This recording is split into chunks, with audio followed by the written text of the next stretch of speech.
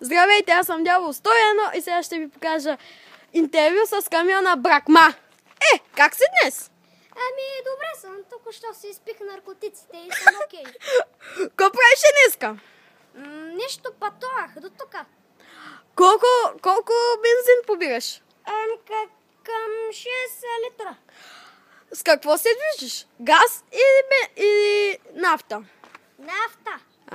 Така. Браво, бе. Колко километра си изминал, откакто си построен? Към 50 километра. Много малко, бе. Защо да бъде така малко? Малко си е. Съжалявам, пичко направа. Създателя е виновен. Ти си виновния. Защо аз съм виновния, бе? Сега ще дойдеш, да почвам. Си решил да караш толкова? Сега ще да почвам. И ще не говори такива неща. Айде, чао! От мен Дявол 101. Гледайте ми другите клипчета.